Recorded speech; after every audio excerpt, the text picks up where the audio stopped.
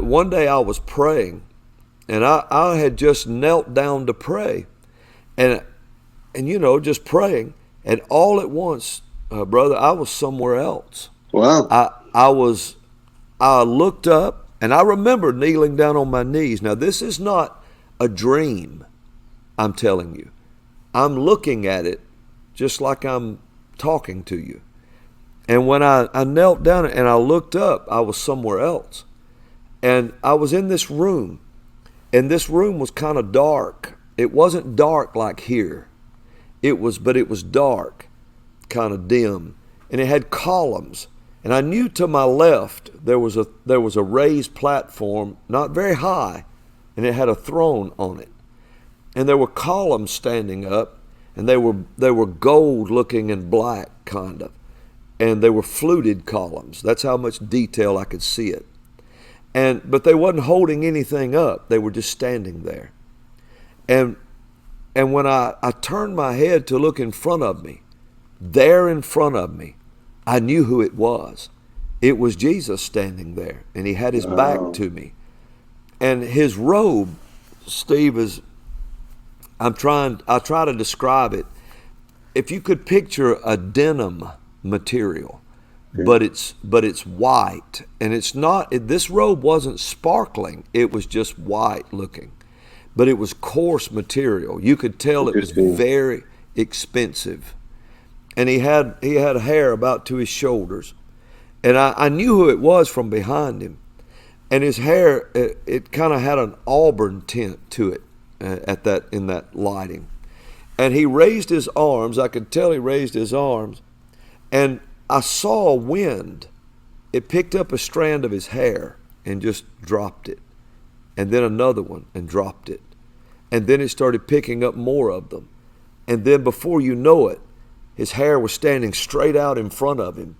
His robe was to his body like this, and it was blowing like this, and he had his hands out. And those long sleeves were moving like this. And I'm watching all of this happen. And when I was watching it, it didn't really dawn on me right then. That much wind. But I was behind him, and it wasn't coming from behind him. Steve, it was coming from him. Oh, wow. It was coming from him. And it was going out ahead of him into a nothingness, a vast nothingness.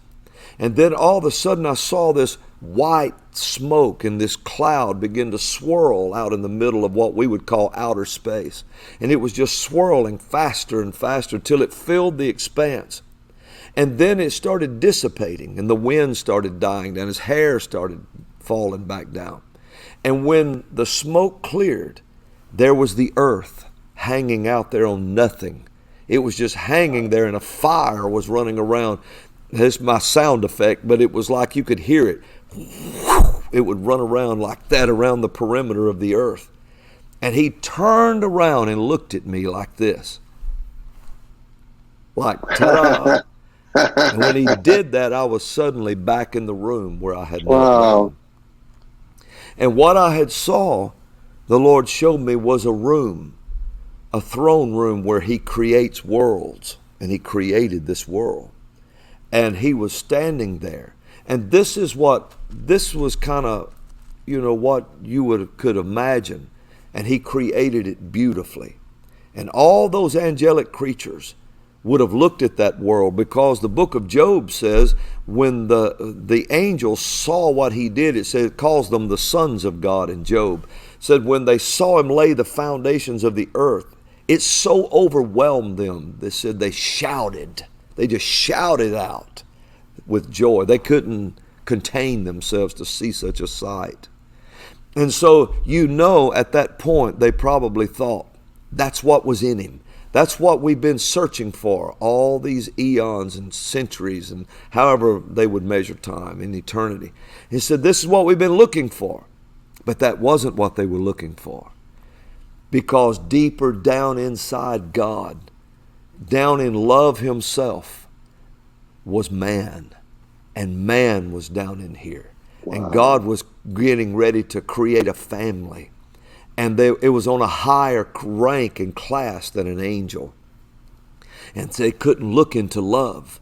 God was going to reproduce himself and have a family that he could talk to on his own level. He could communicate with angels, but only so far. But he was going to create a family that he could fellowship with. Imagine being love and having no one to give it to. No one who can receive that love. Angels can't receive it. Notice when God got ready to pour everything he is and bring everything he is into this earth so we could see it and touch it and handle it. What form did he choose? He chose a man. He robed himself in flesh because we're the only creatures that can contain the love of God in his fullness like that.